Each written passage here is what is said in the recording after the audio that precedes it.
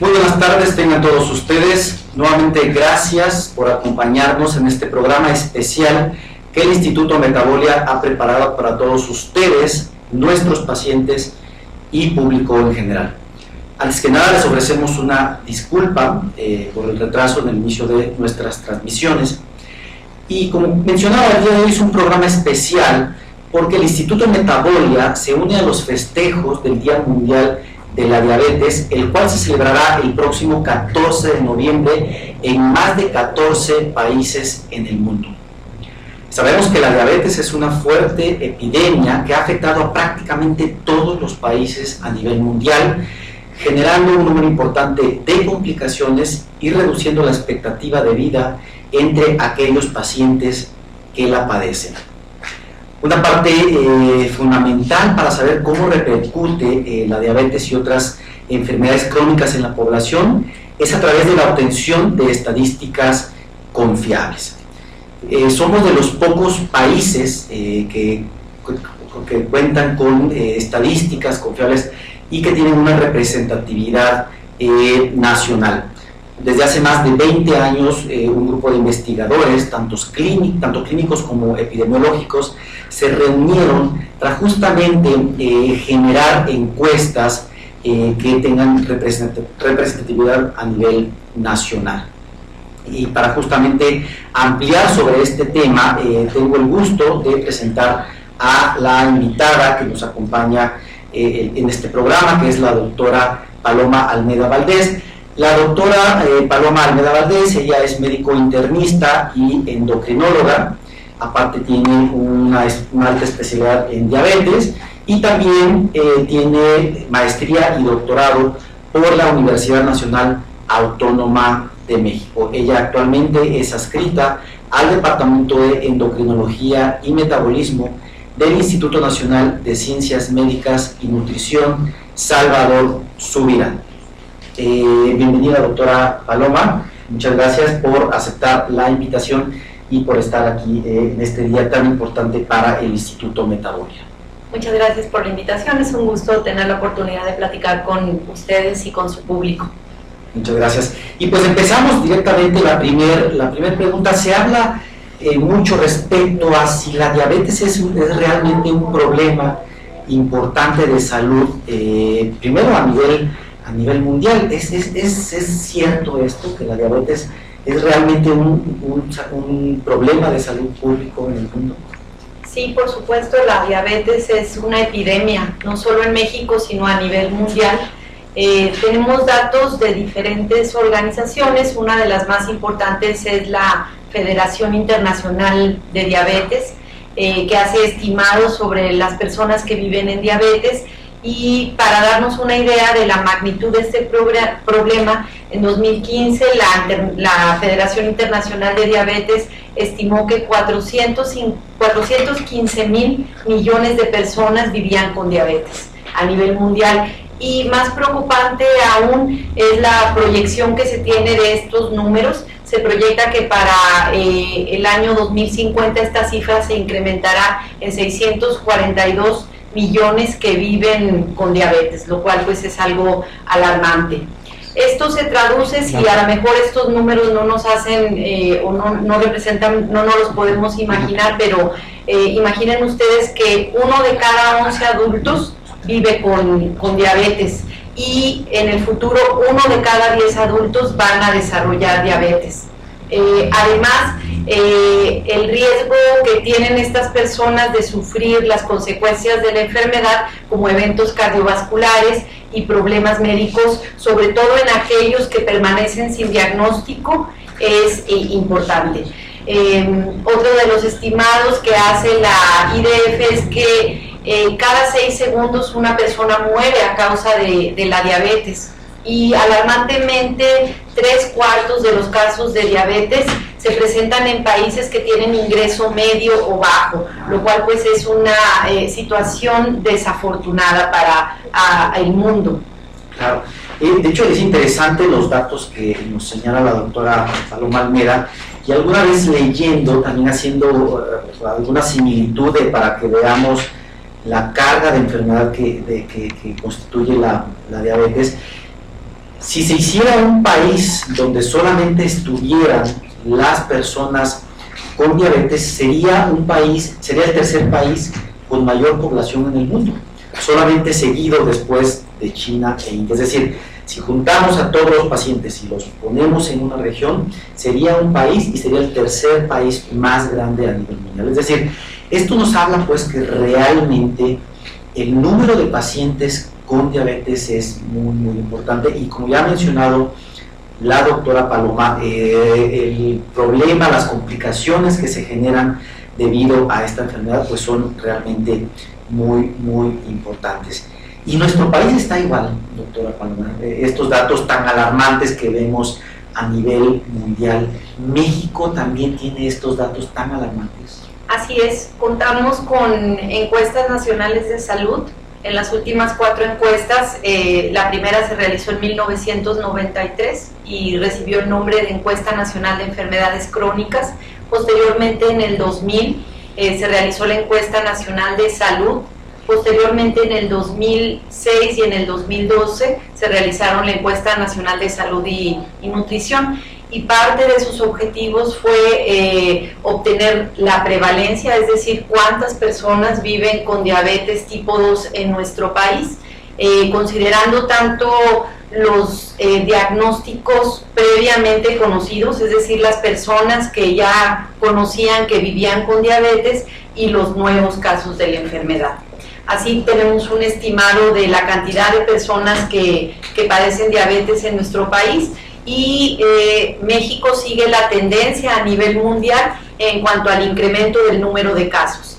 Por ejemplo, la encuesta de 1993 mostró que 6.7% de nuestra población padecía diabetes, y lo importante también de estas cifras es que un 2% de estos casos fueron diagnosticados a través de la encuesta, y la cantidad de casos se ha ido incrementando. Por ejemplo, 7.5 en el 2000, con un 2% también de casos nuevos diagnosticados en la encuesta, y para 2006 esta prevalencia ya era del 14.4%. En esta encuesta del 2006 se diagnosticaron 7% de estos casos que no conocían que tenían diabetes. Tenemos los datos de ya las personas que sabían que vivían con diabetes de la última encuesta, que corresponde al 9.2%. Únicamente las personas que ya conocían el diagnóstico de la enfermedad.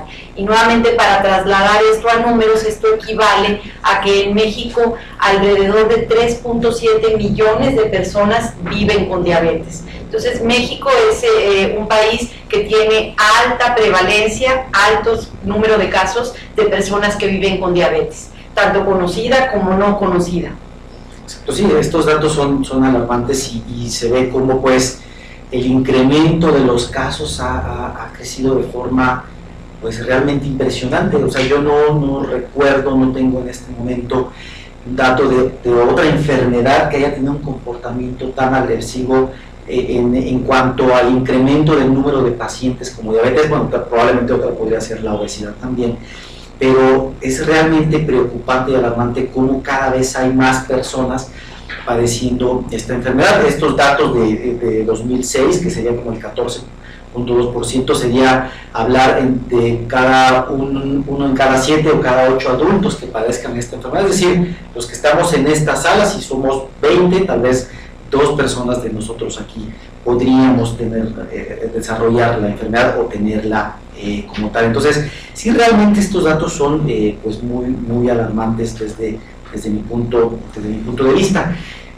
¿Y cuáles podrían ser los factores que condicionen que esta enfermedad pues se haya incrementado su número de casos de forma tan importante? ¿Cuáles son aquellos factores? ¿Hay factores propios de nuestra población mexicana? ¿Hay factores que estén relacionados al ambiente donde vivimos? ¿Qué factores, doctora Paloma, conocemos? Claro, como la mayoría de las enfermedades crónicas, se desarrollan debido a una combinación de factores ambientales y factores genéticos.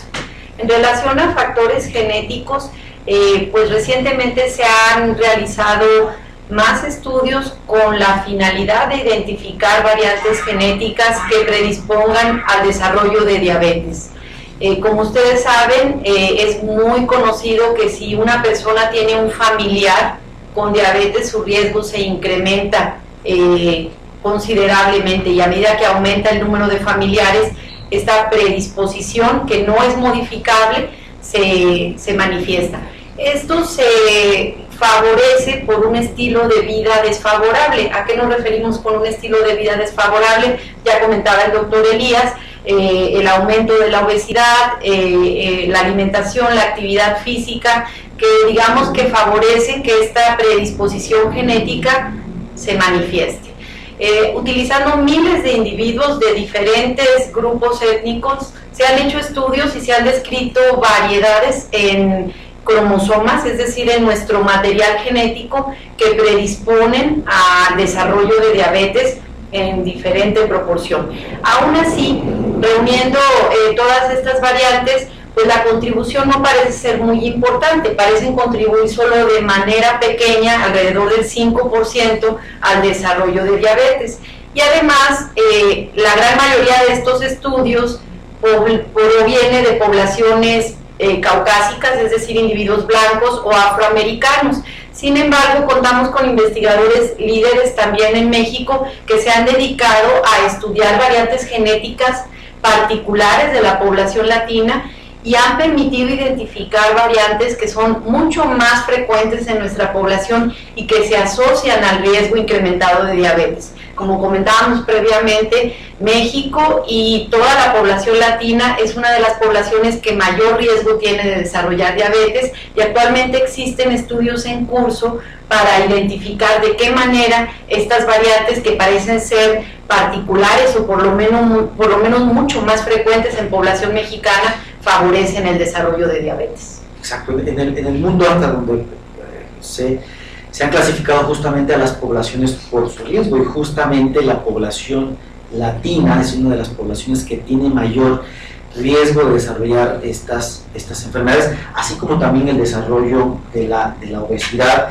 y también el mayor riesgo de desarrollar algunas enfermedades como alteraciones en el colesterol o en los triglicéridos. Entonces, ya hablando entonces que tenemos una predisposición genética nosotros como mexicanos, y si agregamos algún factor adicional, algún factor ambiental, por ejemplo, relacionado con el estilo de vida, la dieta, el ejercicio, pues el riesgo se va a incrementar de forma importante. ¿Hay otros factores aparte de la dieta y el ejercicio para incrementar el riesgo de desarrollar esta enfermedad?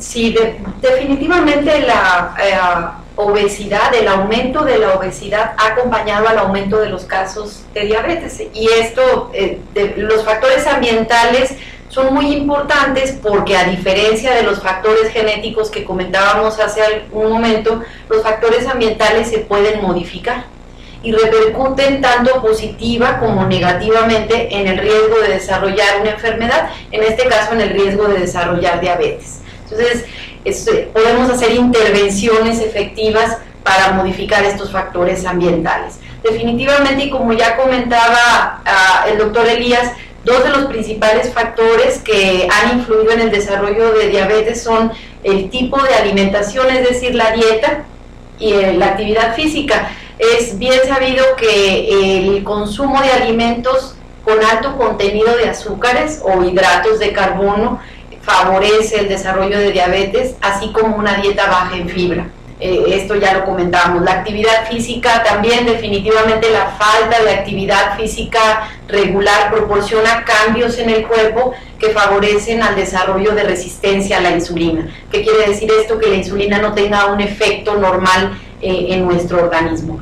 Pero hablando de los otros factores, estos dos están estrechamente vinculados a la obesidad, pero son otro tipo también de factores los que han hecho que se incremente el número de casos de obesidad, como la migración de zonas rurales a zonas urbanas. Por ejemplo, otro factor que muchas veces olvidamos y que pensamos que puede tener repercusiones en otro tipo de enfermedades y no en diabetes es el tabaquismo. Las personas que fuman también tienen riesgo de desarrollar resistencia a la insulina, y más aún en las personas que ya viven con diabetes, el tabaquismo favorece el desarrollo de complicaciones. El exceso de consumo de alcohol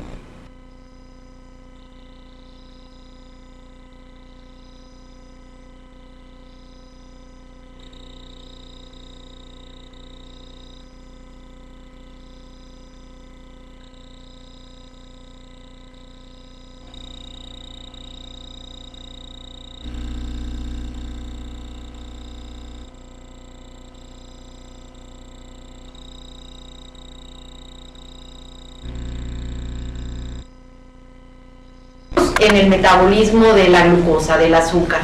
Es así como es tan compleja esta enfermedad y representa un reto para todos nosotros y también para los sistemas de salud, para hacer acciones efectivas para evitar su desarrollo. Claro.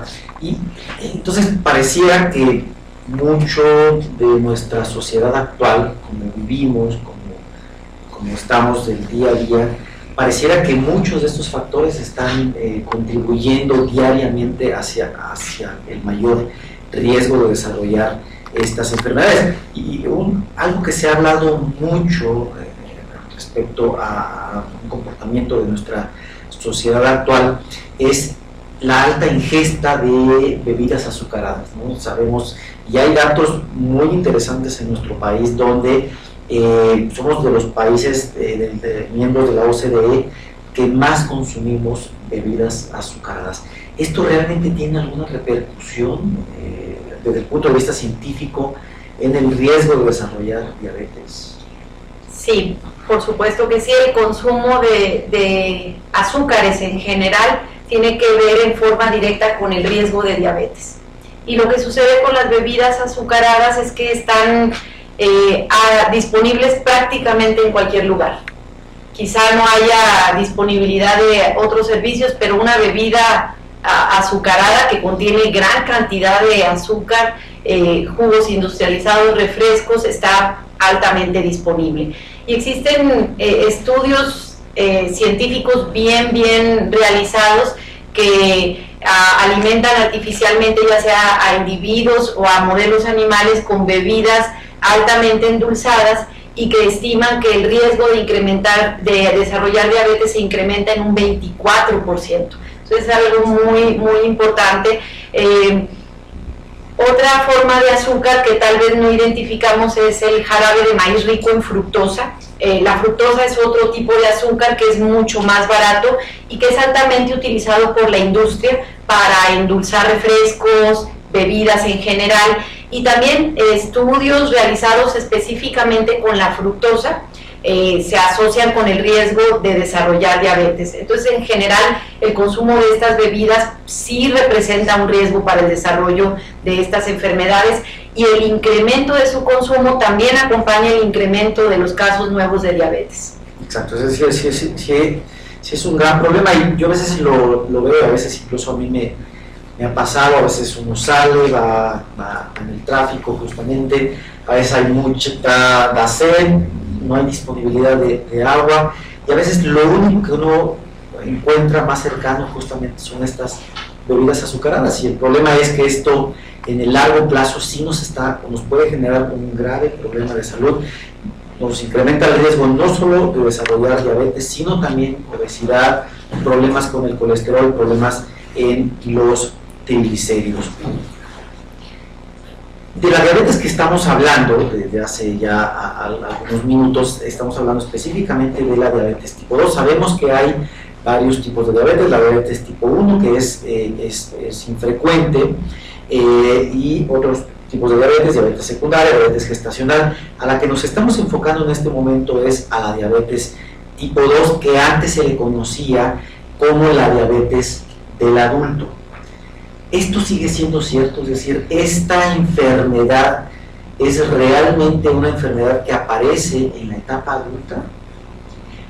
Realmente la diabetes tipo 2, que antes se le conocía como diabetes del adulto, también se presenta en jóvenes e incluso en niños. De hecho, también las encuestas que mencionábamos han hecho análisis de la edad de las personas que viven con diabetes, y es preocupante el incremento de casos de diabetes en personas menores de 40 años. ¿Qué pasa en estos grupos de personas que viven con diabetes? La gran mayoría lo desconoce que tienen el diagnóstico de diabetes, y además su estilo de vida favorece otros comportamientos que son deleterios para la diabetes, como cuáles, pues justamente los que comentábamos previamente, como el tabaquismo, el consumo de alcohol en exceso. Entonces este grupo de población representa un reto muy importante. Además, entre una persona viva más años con diabetes, su riesgo de padecer las complicaciones asociadas con la misma es mayor. Entonces, es preocupante el incremento de casos de diabetes de tipo 2, tanto en niños como en adolescentes y adultos muy jóvenes, pero efectivamente se puede presentar prácticamente a cualquier edad. Sí, hay algunos datos que ya decíamos que la obesidad es un determinante para el desarrollo de diabetes y nuevamente México ocupa los primeros lugares en sobrepeso y obesidad infantil entre los países miembros de la OCDE. Entonces parece ser que el problema empieza desde etapas tempranas de la vida. Incluso si nos vamos más atrás, la diabetes gestacional, que también es frecuente en nuestra población, de la diabetes gestacional salen dos potenciales pacientes con diabetes. Uno, la mamá se queda con un riesgo muy elevado de desarrollar diabetes, pero también el niño o niña tiene mucho mayor riesgo de desarrollar diabetes a edades mayores. Si en el camino se agrega la predisposición genética que se trae, pero también se van agregando otros factores, por ejemplo el incremento del peso como la obesidad, se van incrementando otros factores como el tabaquismo, una ingesta adecuada de alimentos, la menor actividad física. Entonces esto nos explica por qué justamente ahora vemos que antes era casi imposible de ver niños de 15, de 20 años pesando como un adulto 95, 100 kilogramos y obviamente con un riesgo muy alto de desarrollar diabetes o incluso ya con diabetes. Y como mencionaba la doctora Paloma, esta enfermedad es habitualmente es más agresiva que si aparece a edades más adelante de la vida. Entonces, pues es realmente un dato también nuevamente alarmante y preocupante sobre lo que se tendrían que hacer políticas públicas adecuadas. Y ahorita estamos hablando de los casos que ya tienen la enfermedad. Ahora me gustaría cambiar un poquito el sentido de la plática y enfocarme a aquellos pacientes que ya tienen diabetes, aquellos pacientes que ya están diagnosticados con la enfermedad. ¿Tenemos datos de qué también están controlados estos pacientes? Sí, afortunadamente también en la misma encuesta nacional de salud de 2012 se obtuvieron datos sobre el control de las personas en México que viven con diabetes. Cuando hablamos de control de diabetes podemos hablar de diferentes aspectos. Uno es la glucosa en ayuno y otro quizá un poco más importante o que representa de una manera más global el control de la diabetes se refiere a la hemoglobina glucosilada, que también es un estudio que se realiza en sangre y que representa el promedio de azúcar de los últimos 3 meses a todas horas.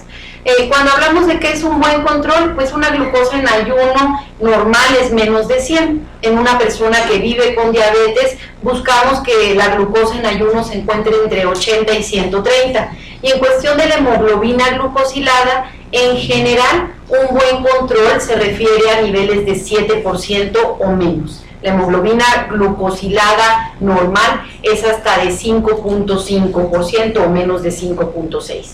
Entonces, lo primero a mencionar pues es que en esta encuesta solo la mitad de los pacientes, aproximadamente 50%, contaban con determinación de glucosa en ayuno. Y solo 9% contaban con determinación de hemoglobina glucosilada. Entonces, eso es una realidad. Necesitamos que se haga un mejor control, una mejor vigilancia de la diabetes. Imagínense, solo 9% de las personas tenían un valor de hemoglobina glucosilada. Sobre todo teniendo en cuenta que, pues finalmente, la investigación ha avanzado, tenemos las herramientas, es decir, sabemos cómo se puede vigilar la enfermedad. Esta es una muestra que se obtiene, ni siquiera se requiere ayuno, ni siquiera se necesita que el paciente tenga ayuno para poder tomar esta muestra. Pero a pesar de esto, los datos de la encuesta muestran que solamente pues menos del 10% de los pacientes que tienen diabetes en México han realizado este estudio como parte de su seguimiento habitual. Y bueno, ya si hablamos de la proporción de pacientes que con esta medición podrían ser considerados como bien controlados o en un control adecuado, más o menos el 32% de estos pacientes que contaban con glucosa en ayuno tenían una glucosa de menos de 100 y alrededor del 25% una hemoglobina glucosilada menor de 7%. Lo cual cabe mencionar que no es muy diferente al resto del mundo, simplemente Estados Unidos tiene más o menos la misma proporción de pacientes con hemoglobina glucosilada menor a 7%. Nuevamente este es un área de oportunidad en donde tenemos mucho trabajo por hacer. Sí, esto significa que solamente 1 de cada 4 pacientes con diabetes en México tiene una meta adecuada, hablando específicamente de la hemoglobina glucosilada. Porque aparte sabemos que así como la glucosa alta nos genera un daño, también la presión elevada, el colesterol elevado, los triglicéridos elevados, que habitualmente vienen en un paquete completo, por así decirlo, con la diabetes, también nos generan daño. Y si solamente nos enfocamos a la hemoglobina glucosilada, 1 de cada 4 están controlados. Pero si agregamos los otros factores que también tendrían que estar controlados, por ejemplo, un colesterol menor de 200, triglicéridos menor a 150 y otros determinantes de seguimiento, entonces nos podemos ir a una cifra mucho más baja. Solamente un porcentaje muy bajo de nuestros pacientes en México están realmente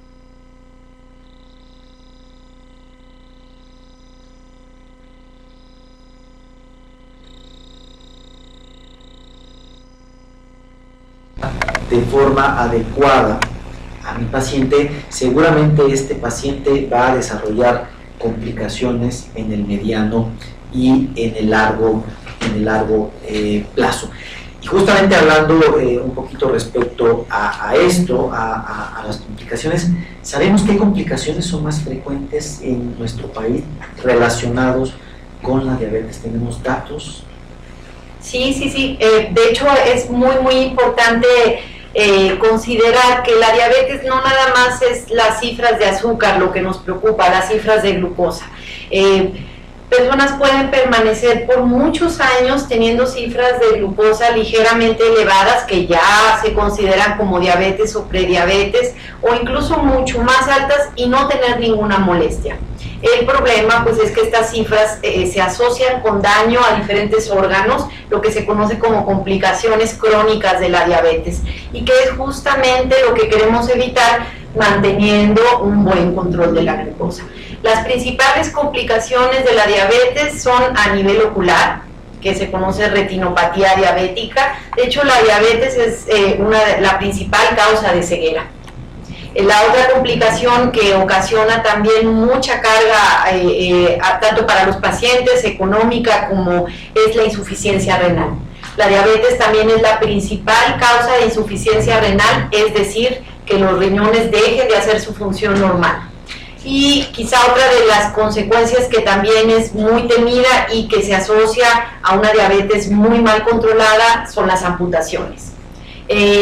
También nuevamente la encuesta nacional de salud realizada en 2012 demostró que alrededor de 14% de los pacientes tienen alguna complicación a nivel ocular.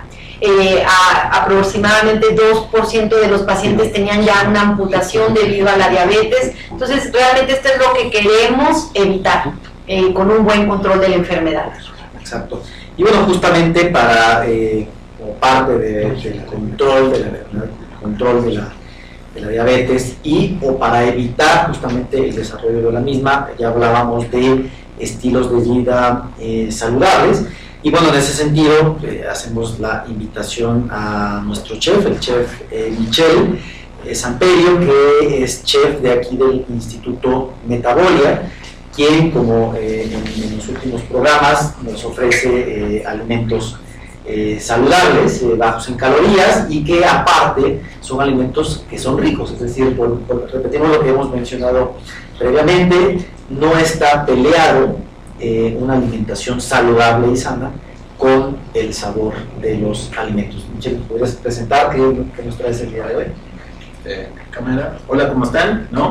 Hoy les traigo, este es un mojito, ¿no?, de piña, igual sin azúcar, salvo con stevia, y este es un agua de chía con limón y pepino, ¿no? Igual bajos en calorías. Ok, lo voy a hacer al revés. Ahí estamos. Perfecto, se ve bastante bien. ¿Y qué más? También les traigo, este es un wrap, ¿no?, que sería como un tipo burrito, pero se les llama wraps a los que venden tal cual. A ver, para que Ahí estamos. las personas que nos siguen por Metabolia o por la página del Instituto Metabolia puedan ver de qué se trata. Entonces, como un burrito que tiene... Lleva verduras, trae zanahoria, pepino, apio, ¿no?, y viene acompañado con queso doble crema y un poquito de pechuga de pavo sin grasa. Y justamente estos alimentos, detrás de todos estos alimentos está la recomendación de nuestras nutriólogas. Justamente el Instituto Metabolia tiene un grupo de nutriólogas que asesoran, ¿no?, de cómo deben de ser los alimentos, el contenido de los alimentos, y finalmente el chef Michel le da justamente el sazón y el sabor para que, volvemos a repetir, no está peleado una alimentación saludable con una alimentación rica. Exacto.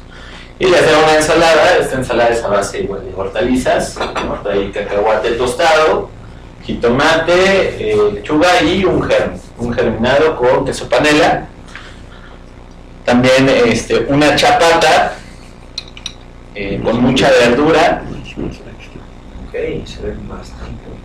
En este caso Se ve bastante bien. Ya Sí. está despertando el hambre entre los... con bastante verdura. En este caso igual es de quesos, ¿no?, y trae un aderezo de chimichurri, que tal cual es con cilantro y perejil, ¿vale? Y va acompañado con una salsa de chiltepín con epazote, ¿no?, una receta original de la casa. Bueno, espero que lo disfruten.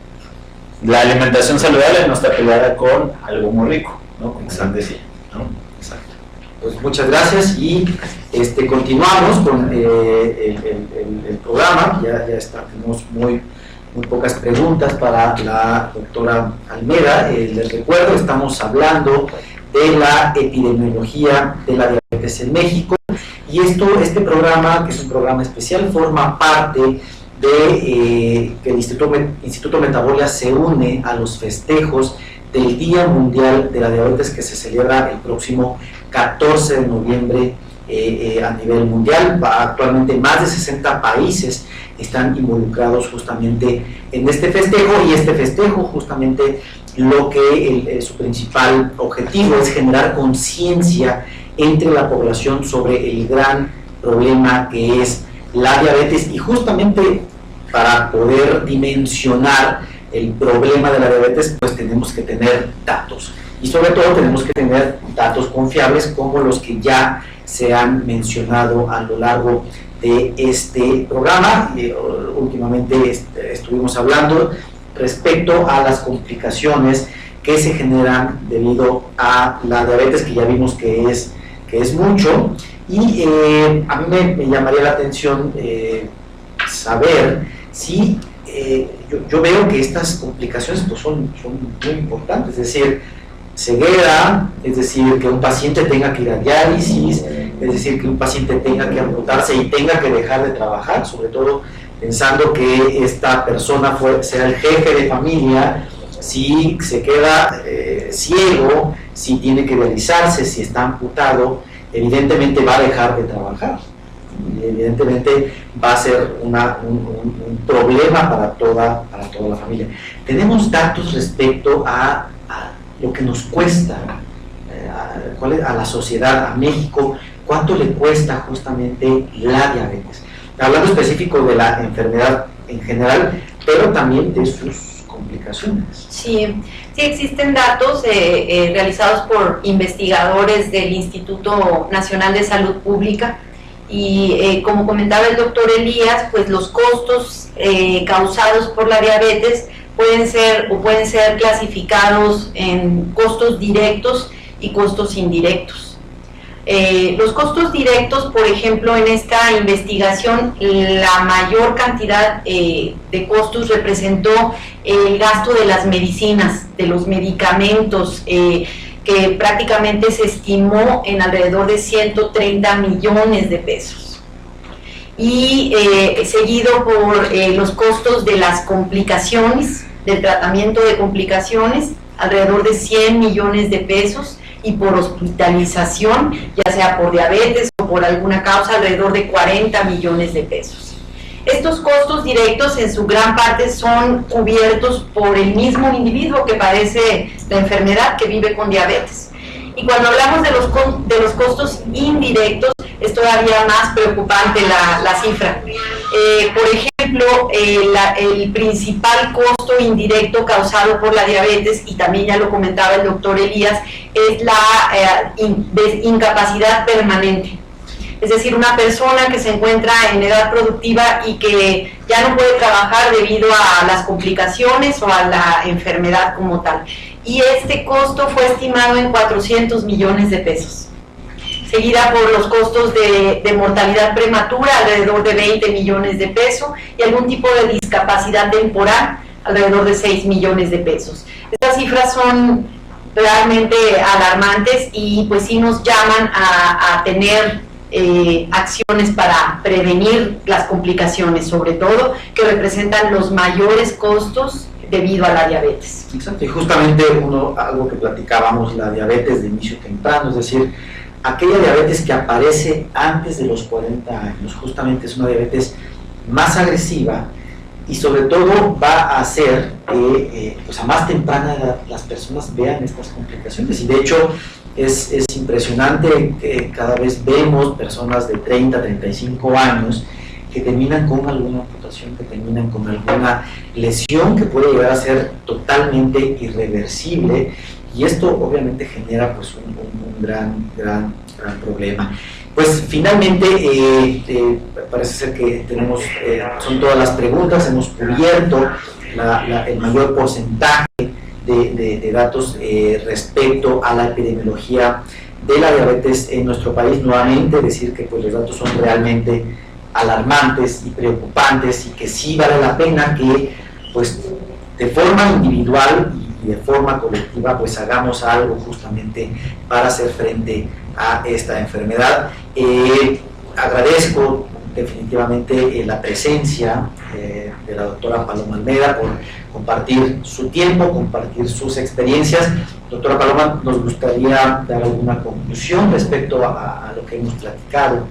Muchas gracias nuevamente por la invitación y la oportunidad de compartir con ustedes estos datos que, aunque son preocupantes, sí creo que el mensaje debe de ser de tomar acciones preventivas, acciones que nos permitan identificar que hay un problema de salud antes del desarrollo de complicaciones, de cambiar nuestro estilo de vida, de adoptar un estilo de vida más saludable que nos permita protegernos en cierta manera. Como comentábamos, hay cosas que no podemos modificar, pero el mensaje de estas cifras, si bien son alarmantes, pues es también a tomar acción en donde hay áreas de oportunidad que nosotros podemos tomar decisiones que van a impactar positivamente en nuestra salud.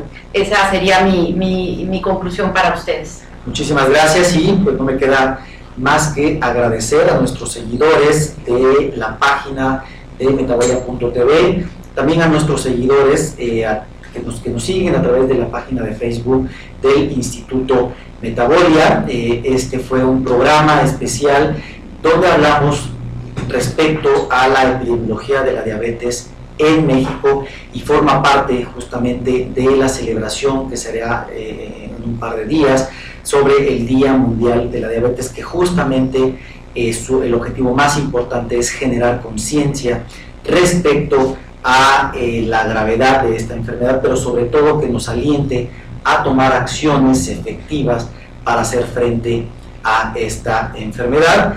Con esto les agradezco su atención y nos veremos aquí la siguiente semana. Muchas gracias.